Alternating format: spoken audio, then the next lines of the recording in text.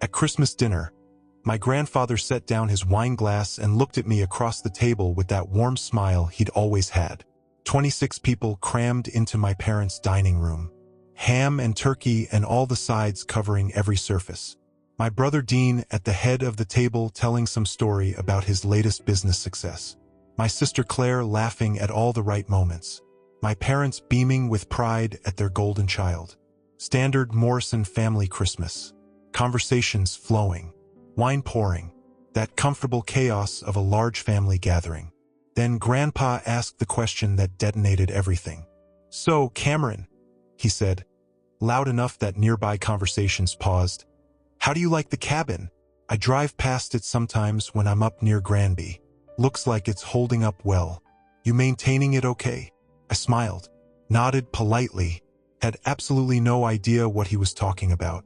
Thought maybe he'd confused me with someone else. Mixed up his grandchildren. He was 86. These things happen. "I'm sorry, Grandpa." "What cabin?"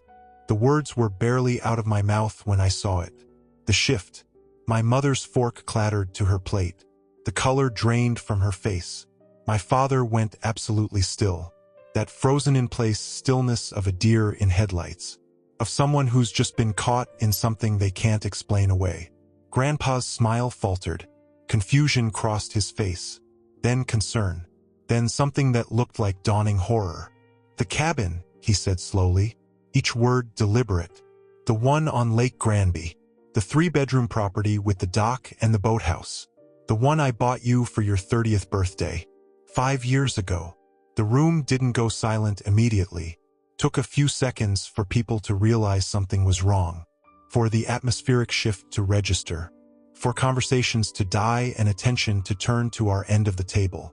"Grandpa, I don't have a cabin," I said, gentle, careful, still thinking this was a misunderstanding. "I've never had a cabin. I don't know what you're talking about." I watched my grandfather's face change. That confusion sharpening into something else. Something cold and dangerous. He turned to my father. To his son. Voice quiet but cutting. "Richard, where is the cabin?" My father's mouth opened. Closed. Opened again.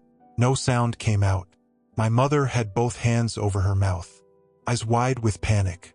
The kind of panic that comes from knowing you're about to be exposed. That there's no way out.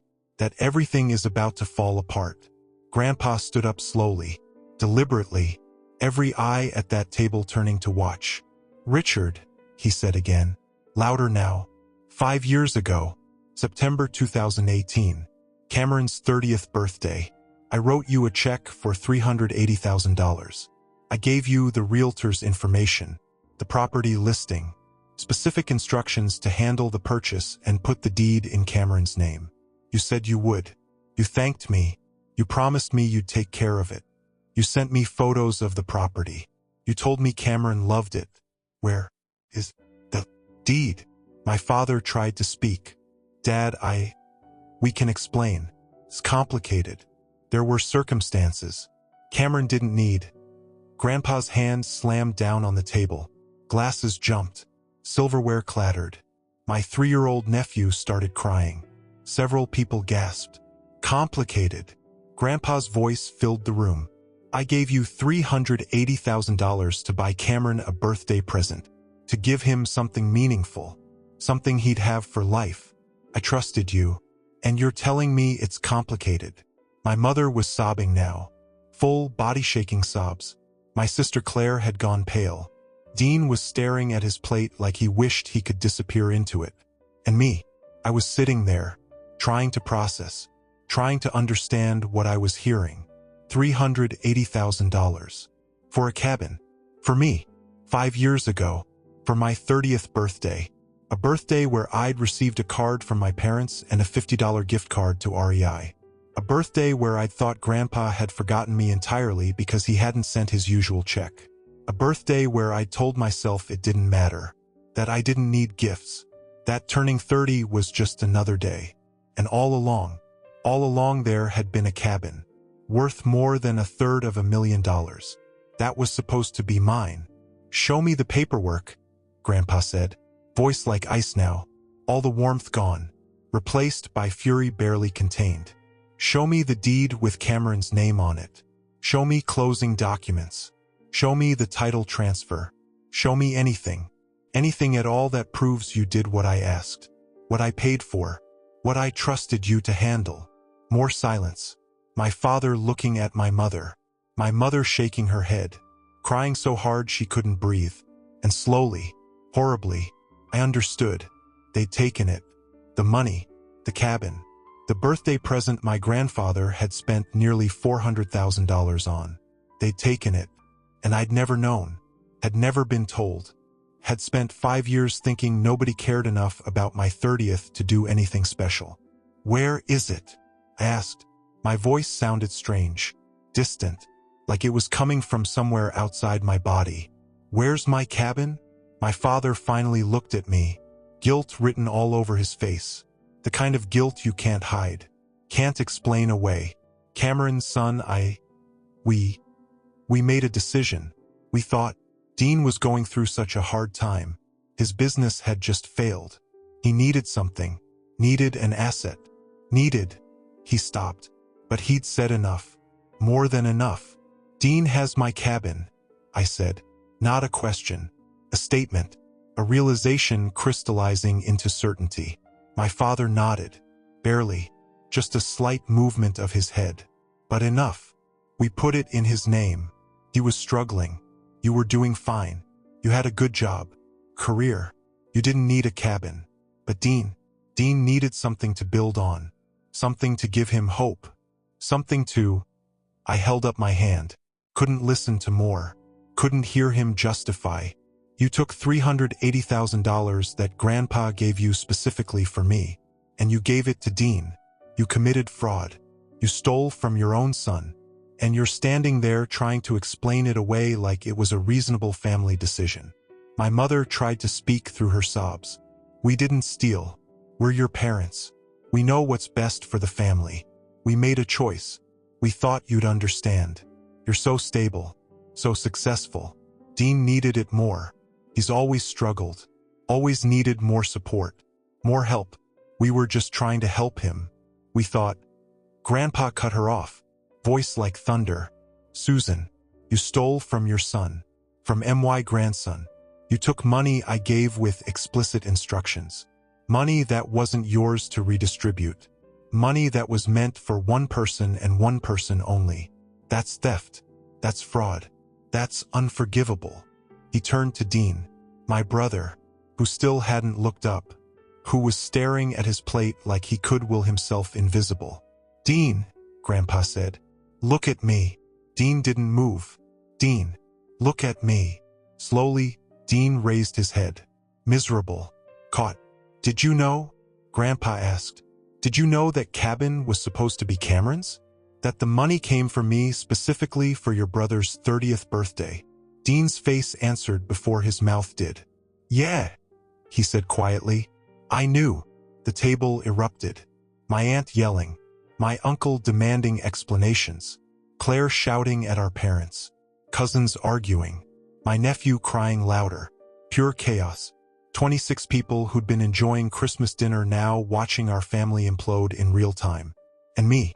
I just stood up. Grabbed my coat from the back of my chair. Started walking toward the door. My mother called after me. Cameron, please. Don't leave like this. We can explain. We can work this out. You're being unreasonable. It was 5 years ago.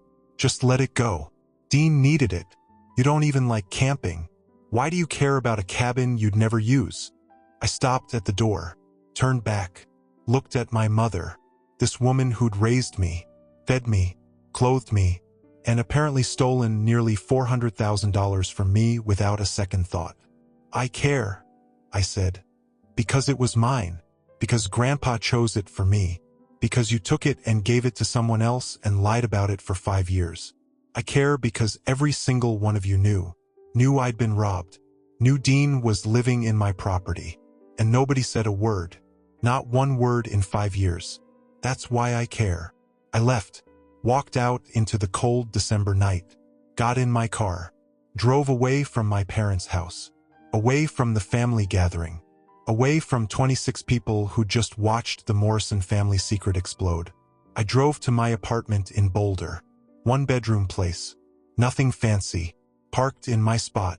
Sat in the car for 20 minutes. Engine off. Heat fading. Just sitting in the cold dark. Processing. Trying to understand what I'd just learned. Trying to figure out what to do next. $380,000. That number kept running through my head. $380,000 for a cabin I'd never seen. Had never been to. Had never even known existed. While I'd spent 5 years thinking nobody cared enough about my 30th birthday to do anything special. While Dean had been up at Lake Granby, using my property, living in my cabin, benefiting from my grandfather's generosity that was supposed to be mine. My phone started ringing. My father. I didn't answer. My mother. Ignored. Claire. Ignored. Dean. Definitely ignored. Then Grandpa. I answered that one. Cameron, he said. His voice heavy. Tired. Older than I'd ever heard it. I'm coming over. I have documents you need to see. This is worse than I thought. Much worse.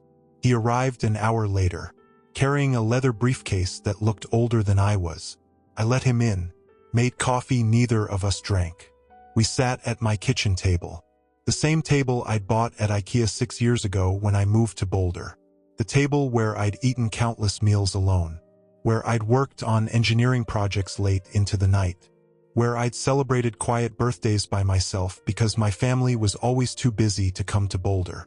My parents never visited. Dean never visited. Claire came once. Grandpa came regularly. Every few months. We'd have dinner. He'd tell me stories about building his real estate empire. About my grandmother who died before I was born. About the properties he'd developed. The deals he'd made. The legacy he was trying to leave. I thought I was part of that legacy. Thought he saw me as someone to pass his knowledge to. Turns out he'd tried to make me part of it with a $380,000 cabin.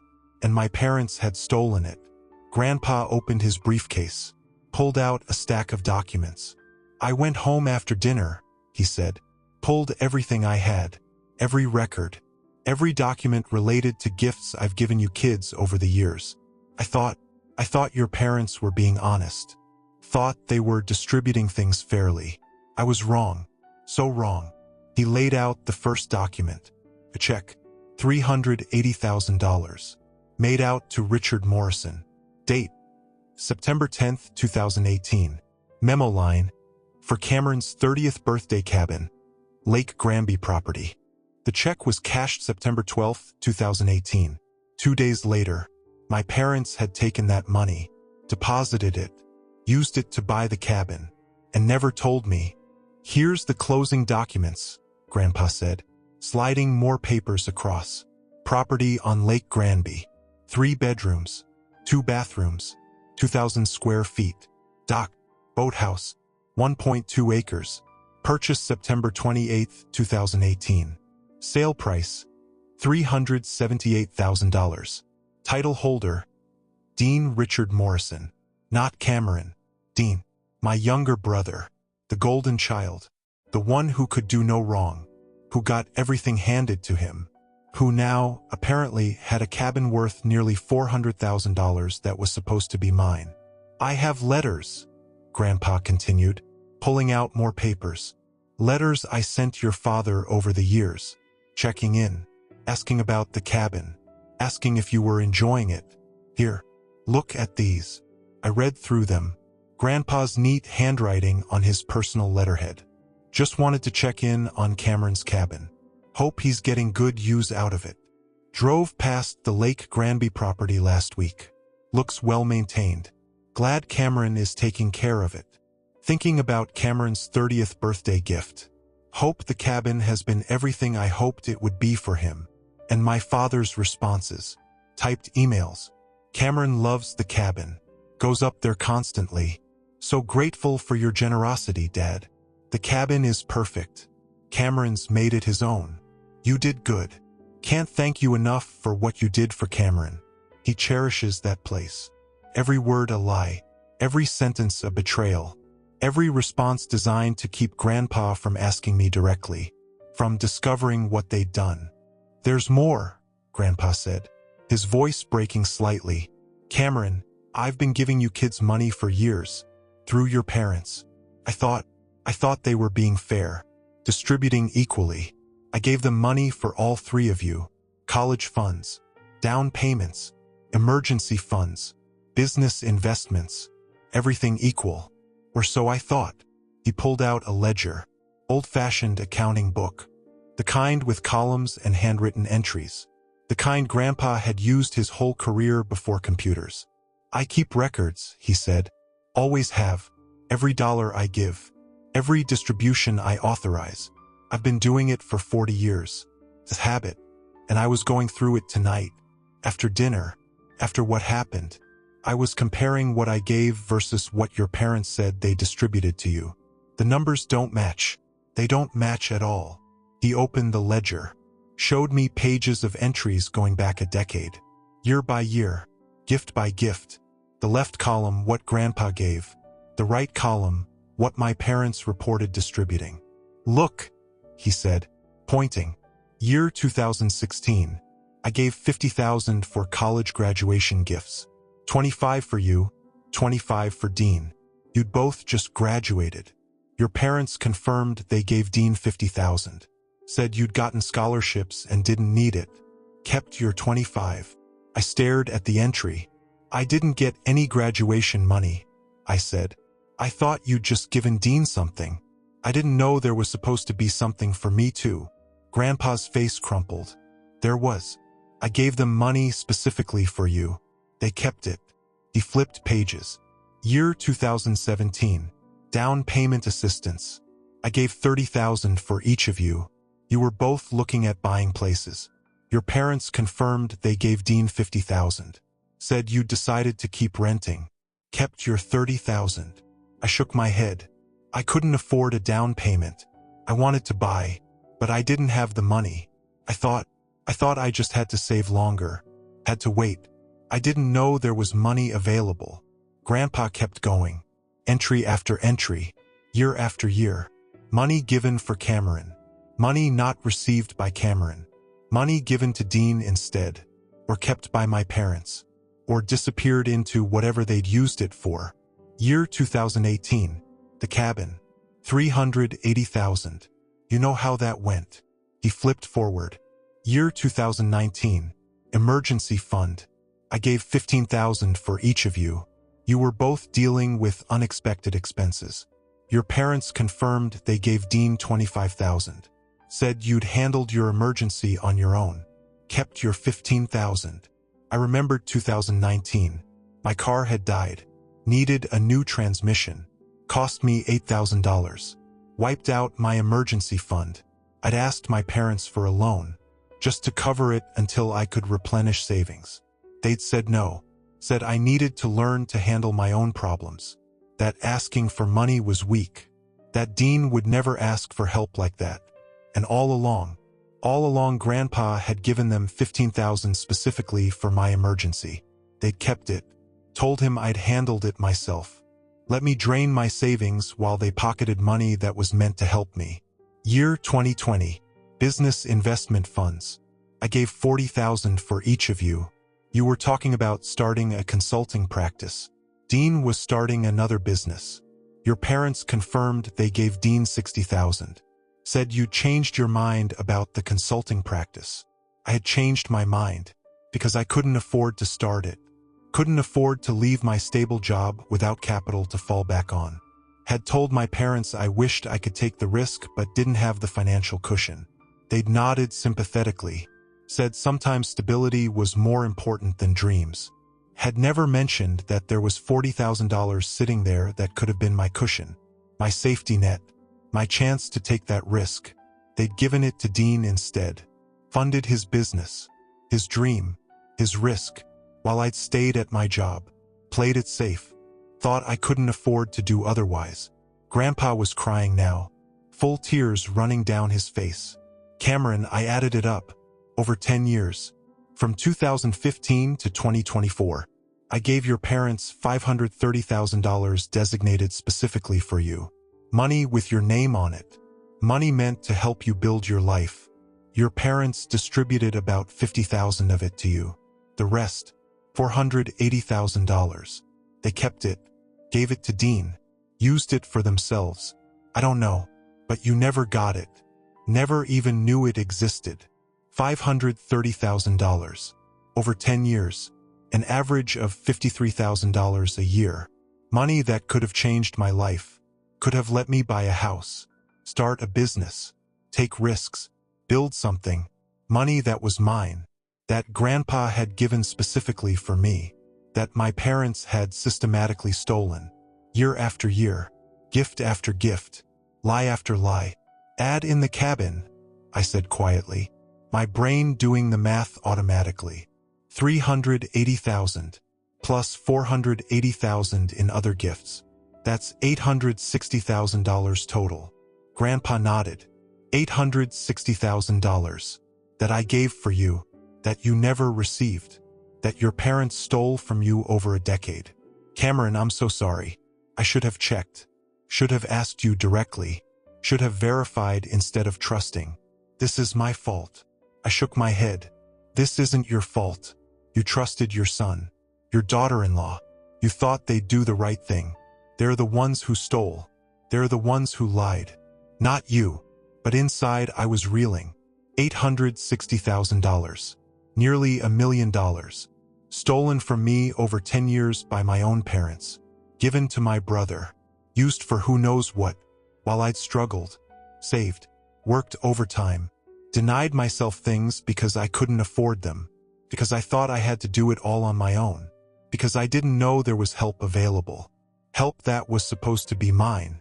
Help that had been redirected to Dean. What do? I asked, looking at Grandpa. At this 86-year-old man who'd tried to help me. Who'd tried to give me advantages. Who'd been betrayed by his own son as thoroughly as I'd been betrayed by my parents. What do I do with this? Grandpa wiped his eyes, took a deep breath. When he spoke, his voice was steel. You sue them. You file criminal charges if you want. You take them to court and you make them pay back every cent. You get that cabin put in your name. You burn this to the ground. Because what they did, Cameron, what they did isn't just unfair. Isn't just favoritism. It's theft. It's fraud. It's criminal. And they need to face consequences. Real consequences. Not just apologies. Not just explanations. Consequences. I nodded. Felt that calm certainty settling over me. The same calm I felt when solving complex engineering problems. When there was a right answer and I just needed to work through the steps to reach it. Okay, I said. Okay, let's do it. Let's burn it all down. Grandpa squeezed my shoulder. I'll help. Every step. I'll testify. I'll provide every document. I'll pay for the best lawyers money can buy. This is partly my fault for not checking. For not verifying. For trusting people who didn't deserve it. I'm gonna help you make this right. I promise you that. We stayed up until 4 in the morning. Going through every document. Every ledger entry. Every check. Every letter. Building a timeline of theft. 10 years of systematic fraud. By the time Grandpa left, the sun was starting to come up. Christmas morning. Usually a day of joy. A family. Of celebration. This year it was the day I learned my parents had stolen nearly $1 million from me. And the day I decided to destroy them for it. I didn't sleep. Just sat at my kitchen table surrounded by documents. Staring at the evidence. The proof. The undeniable truth of what my family had done. My phone kept ringing. Texts flooding in. My parents. My siblings. Extended family. All wanting to talk. To explain. To fix this. I ignored them all. Monday morning I went to work. Showed up at my office at the engineering firm like nothing had happened. Like my world hadn't imploded 48 hours earlier. Like I hadn't just learned I'd been robbed by my own family for a decade. My boss asked how Christmas was. Interesting, I said. Had some family drama. But it's fine. It wasn't fine. Nothing was fine. But I wasn't ready to talk about it. Wasn't ready to explain. Wasn't ready to say out loud that my parents were thieves and my brother was complicit and my entire family had watched it happen for years. At lunch, I called a lawyer, one of the best in Denver, specialized in fraud cases, family law, white-collar crime. I made an appointment for Wednesday, spent Tuesday gathering every document Grandpa had given me, organizing, creating a timeline, making sure I had everything. Wednesday came. I took the afternoon off work, drove to the lawyer's office in downtown Denver. His name was Marcus Webb, 50-something, sharp eyes, expensive suit, the kind of lawyer who'd seen everything and wasn't shocked by anything. I sat in his conference room and laid out the documents, told him the story, Christmas dinner, the cabin question, my parents' panic, Grandpa's investigation, the ledger showing 10 years of theft, $860,000 that should have been mine, was supposed to be mine, that I'd never seen. Marcus listened, didn't interrupt, took notes, studied the documents. When I finished, he sat back, looked at me. "This is one of the clearest cases of fraud I've seen in 20 years, he said. Multiple counts, theft by deception, breach of fiduciary duty if we can argue your parents had a duty as distributors of your grandfather's gifts, potentially forgery if they signed anything on your behalf. And that's just civil. This could be criminal. Wire fraud if any of the money moved between states. Tax fraud if they didn't report income properly. We're talking federal charges potentially." I nodded. "What do you recommend?" Marcus tapped his pen on the table. "Here's my advice. Start with civil. Sue for return of all funds, transfer of the cabin deed, damages, legal fees. We can ask for punitive damages given the intentional nature of the fraud, the systematic deception. 10 years of this isn't a mistake. It's a pattern, plan. Judges don't like that. Juries really don't like that." He leaned forward. "Now, criminal charges. That's a different question. That's about whether you want your parents in prison, whether you want your brother charged as an accessory, whether you want to completely destroy them. I can't make that choice for you, but I can tell you that if the civil case doesn't get you what you want, if they fight it, if they try to deny or defend, then criminal charges become not just possible but advisable. Because at that point, they're not just thieves. They're thieves who won't admit it. And that's worse. I thought about it, about my parents, about whether I wanted them in prison, about whether I could live with destroying them that completely, about whether they deserved it. Yeah, they deserved it. But I'd start with giving them a chance to make it right, to return what they'd stolen, to admit what they'd done. And if they didn't, if they fought, then I'd bury them. "Start with civil," I said. "Sue for everything. Make it public. Make it clear what they did. Give them a chance to settle, to return the money, to transfer the cabin. And if they fight," I met Marcus's eyes. "If they fight, we go criminal. We file charges. We make sure everyone knows they're not just bad parents.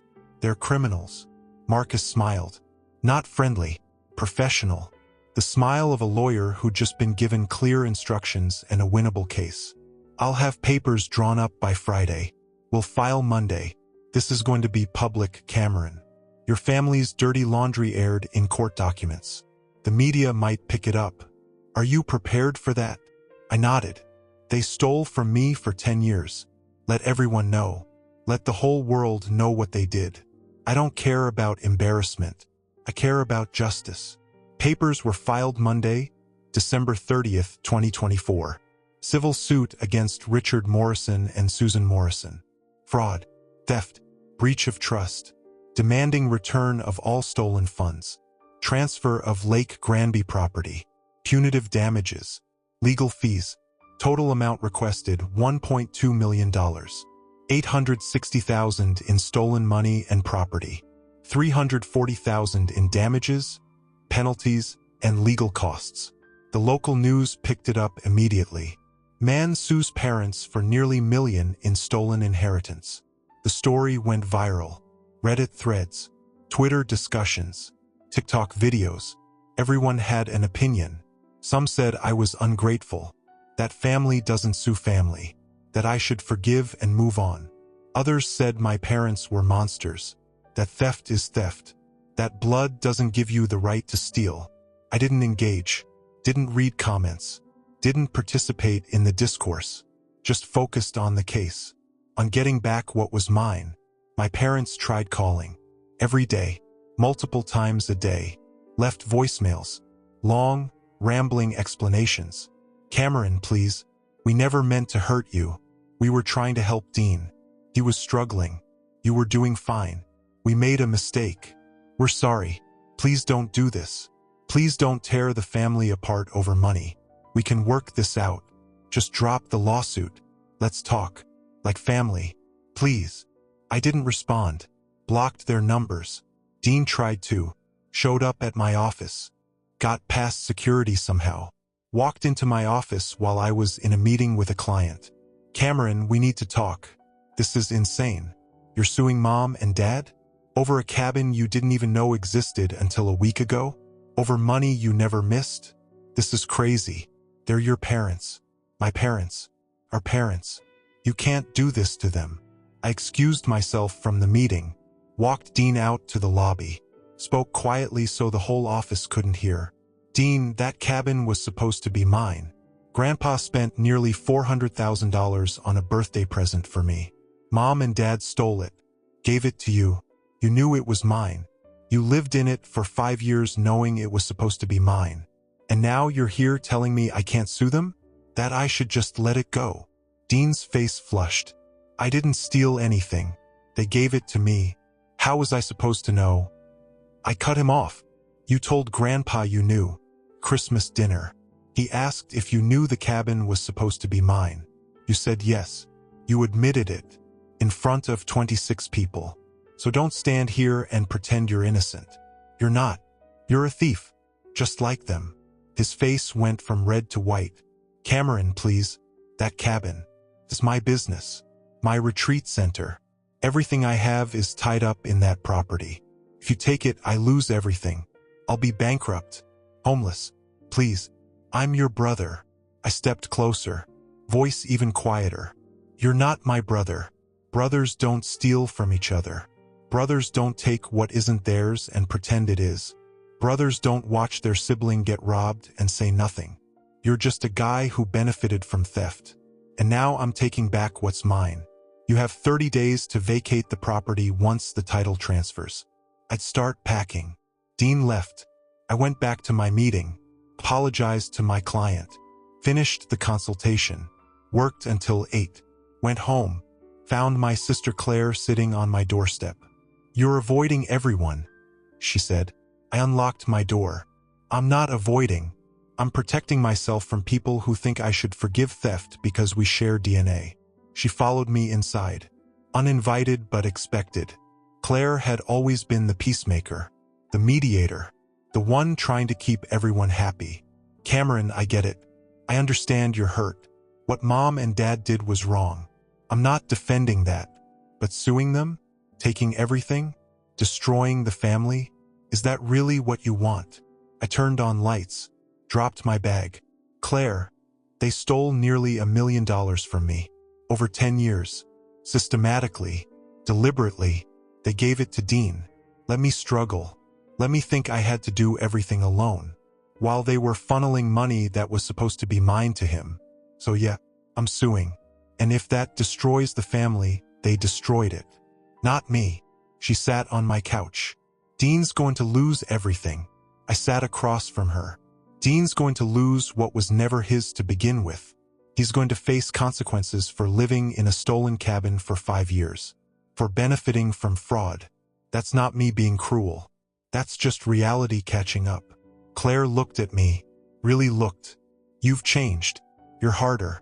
Colder. This isn't like you. I laughed. No humor in it. I haven't changed. I've just stopped pretending. Stopped acting like it's okay that Mom and Dad always favored Dean. Stopped accepting that I'm supposed to be grateful for scraps while he gets everything. Stopped playing the role of the forgotten son who's supposed to smile and take it. I'm done, Claire. Done pretending this is normal. Done accepting that family means letting people rob you. She left 20 minutes later, said she hoped I'd change my mind, that I'd remember what family means, that I wouldn't let money destroy relationships. I closed the door behind her, sat in my apartment, thought about her words, about family, about what it means. Family is supposed to support each other, protect each other, build each other up. My family had done the opposite, had torn me down, had stolen from me, had lied to me for a decade. That's not family. That's just people who share genetics and think that entitles them to mistreat you without consequences. The case moved forward. My parents hired a lawyer, filed a response, denied the allegations, claimed they had discretion over family funds, that Grandpa had given them money to distribute as they saw fit, that they'd made decisions they thought were best for the family as a whole, that I had no right to question their judgment, that I was being vindictive and ungrateful. Marcus tore it apart, showed the checks with memo lines specifying the money was for Cameron, showed letters from Grandpa explicitly stating gifts were for me, showed the ledger documenting systematic diversion of my funds, showed my parents' own emails to Grandpa confirming they'd given me things they hadn't. Every defense crumbled. Every excuse fell apart. They had nothing. No legitimate explanation. No valid justification. Just weak claims about family discretion that meant nothing when faced with documentary evidence of fraud. Week 3, the judge ordered mediation. Tried to get us to settle before trial. Assigned a mediator. Set a date. February 15th. We all showed up. Me and Marcus on one side. My parents and their lawyer on the other. Dean wasn't there. He wasn't technically a defendant. Yet, the mediator was a woman in her 60s. Patient, professional, used to dealing with family disputes. She started with the usual speech about how litigation is expensive, how families can be preserved through settlement, how compromise benefits everyone. I let her finish, then said, "I don't want compromise. I want what's mine. Every dollar they stole, the cabin they gave to my brother. On record, in writing, with admissions of guilt. That's the only settlement I'll accept." My father looked terrible. Lost 20 pounds since Christmas. Aged a decade in 6 weeks. "Cameron, please. We don't have that money. We spent it over the years. On the house. On retirement. On living. It's gone. We can't give you what we don't have." I looked at him. This man who'd raised me. Who'd taught me to ride a bike and throw a baseball. Who'd also stolen nearly $1 million from me over 10 years. Then sell the house.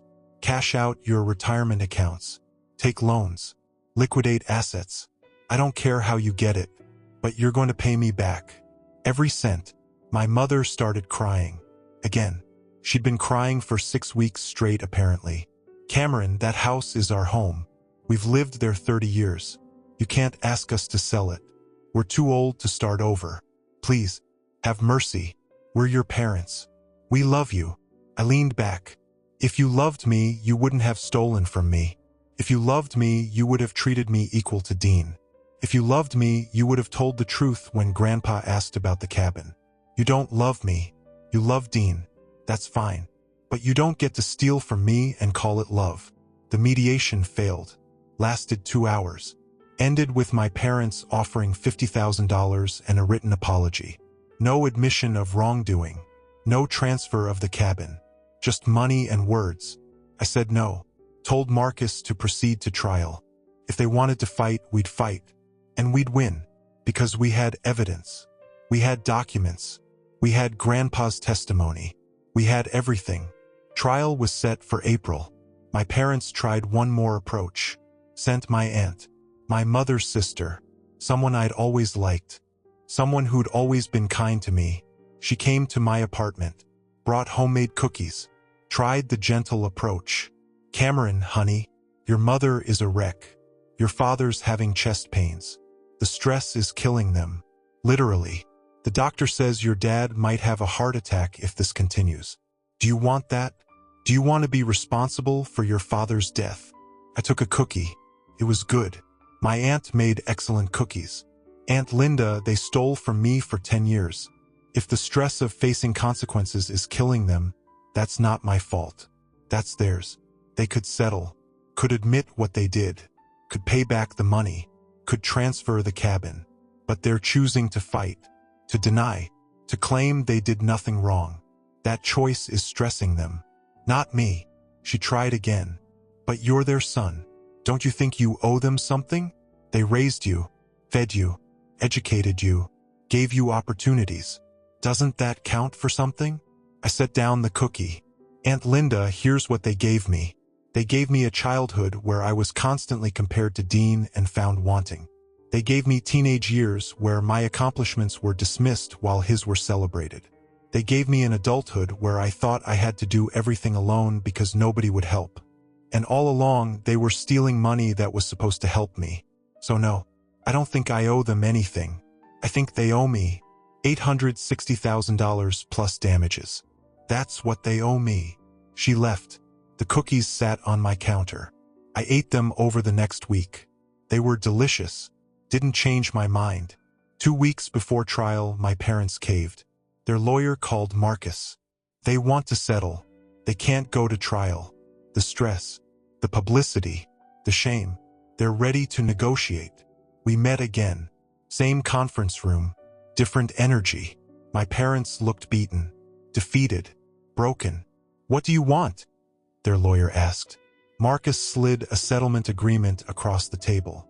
Full amount, $860,000. Paid in installments if necessary over maximum 5 years. Transfer of Lake Granby property to Cameron's name within 30 days. Written admission of wrongdoing. Signed statements acknowledging they diverted funds intended for Cameron to Dean Morrison and themselves. Acknowledgement that they lied to William Morrison about distribution of gifts. All on legal record. Public record. My parents' lawyer read it. Looked at his clients. This is complete capitulation. They're admitting to fraud, to theft. This could expose them to criminal charges. Marcus nodded. Could, but we're offering not to file criminal charges if they sign, if they settle, if they make full restitution. That's the deal. Take it or see you in trial, where we'll win, and then we will file criminal charges. My parents whispered with their lawyer.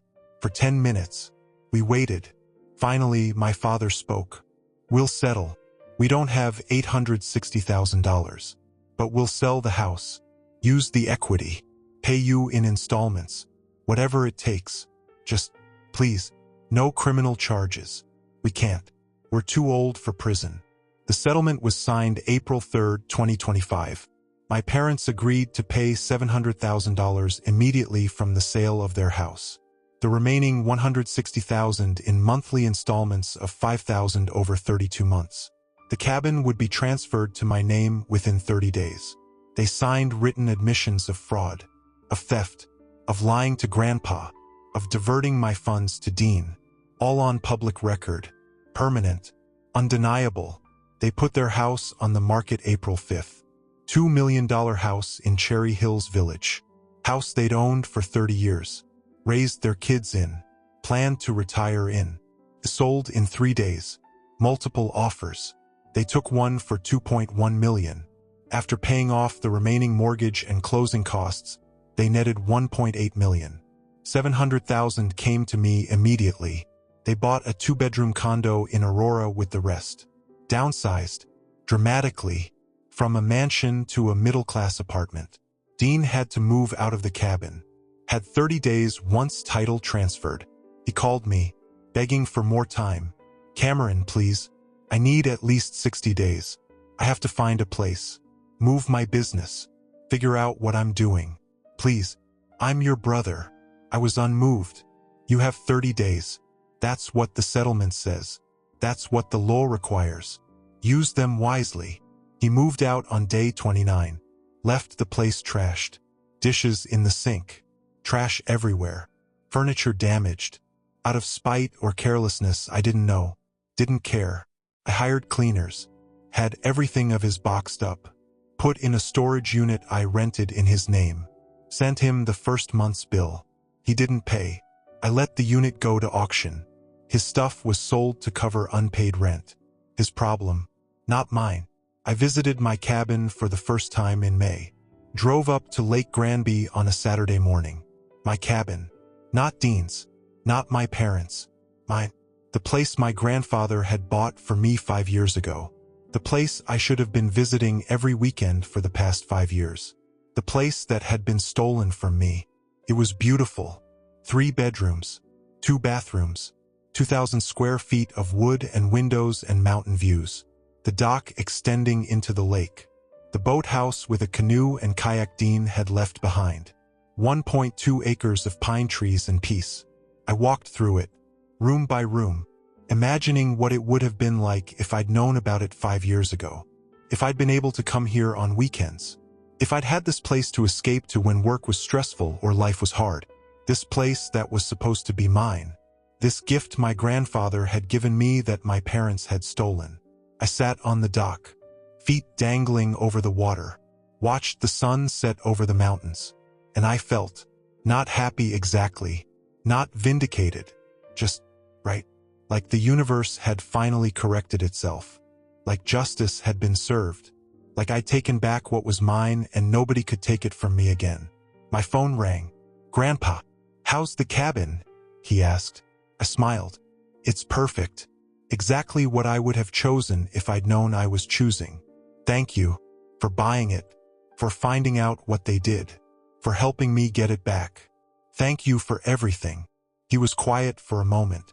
"Cameron, I'm sorry I didn't check sooner, didn't verify, didn't catch what they were doing before they stole so much. I'm sorry you lost 5 years with that place. Sorry you missed birthdays and holidays there. Sorry they took that from you." I watched the sun sink lower. "It's not your fault. You tried to help. They chose to steal. That's on them. Not you." I started going to the cabin every weekend. Sometimes alone. Sometimes with friends from work who were stunned when I told them the story. "Your parents did what? They stole how much? And you sued them?" "Yeah." "I sued them. And I won. And I'd do it again." I met Sarah at the cabin. She was staying at a rental next door with friends. We met on the dock. Started talking. Kept talking. Exchanged numbers. Started texting. Then dating. I told her everything on our 3rd date. The whole story. Christmas dinner. The cabin. The lawsuit. The settlement. She listened without interrupting. When I finished, she said, "Good for you. For standing up for yourself. For not letting them get away with it. Family doesn't get a pass on criminal behavior. Your parents are thieves. They deserved consequences." I fell a little bit in love with her right then. She got it. Got that what my parents did wasn't just unfair. Was criminal. Was unforgivable. We've been together 8 months now. She stays at the cabin most weekends. We've talked about moving up here full-time. I can work remotely. She's a graphic designer. Works from anywhere. We could sell our Denver apartments. Live here. Build a life in the mountains away from family drama and city stress. We're seriously considering it. My relationship with my parents is over. Permanently. I haven't spoken to them since the settlement. They tried for a while. Calling. Texting. Sending letters. I blocked them. Returned letters unopened. Made it clear. We're done. No contact. Ever. Claire tried to mediate. "They're your parents, Cameron. They're old. They won't be around forever. Do you really want this to be how it ends?" "Yes, I absolutely do. Because the alternative is pretending. Is acting like what they did is forgivable. Is letting them back in knowing they'd steal from me again if given the chance. I'm not doing that. I'm not pretending. I'm living in reality. And reality is that my parents are thieves who chose Dean over me for my entire life. They made their choice. Now they live with it. Dean and I don't speak either.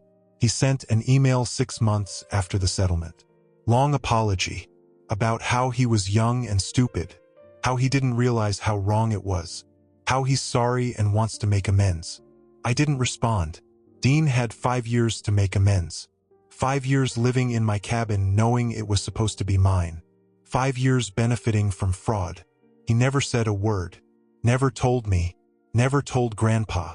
Just enjoyed the property and kept his mouth shut. That's not someone who deserves forgiveness. That's someone who deserves exactly what he got, which is nothing. He's working at REI now, retail, selling outdoor gear. His business retreat center is gone. His dreams of entrepreneurship crashed when he lost the cabin.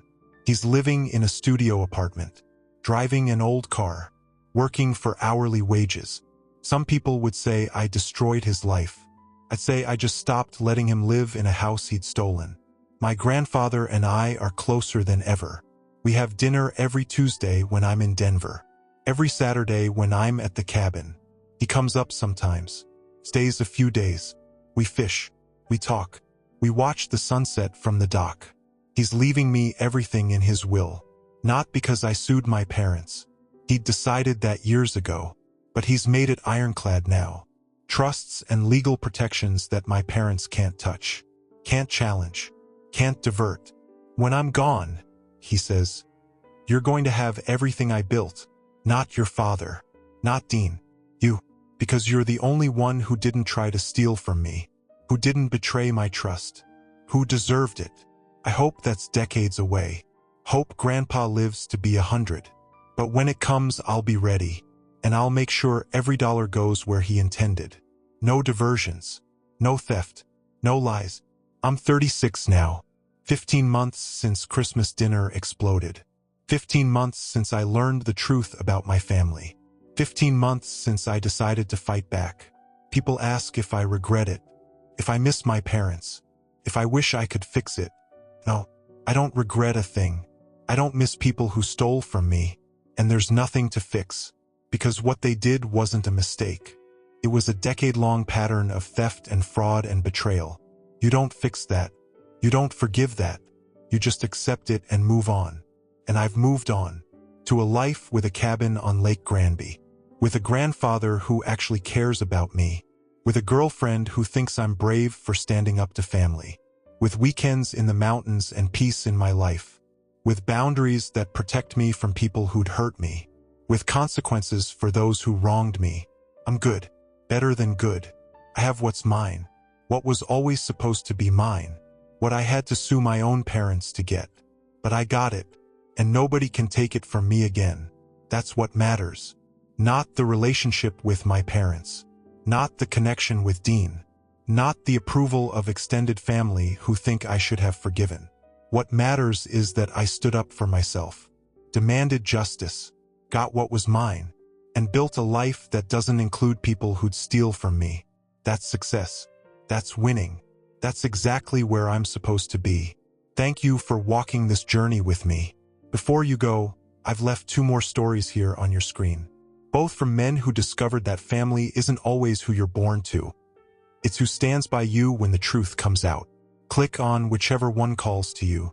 And if you want to join our community of people who understand what it's like to be the outsider looking in, that notification bell is your invitation. Until tomorrow, remember, your story matters, even if they tried to erase it.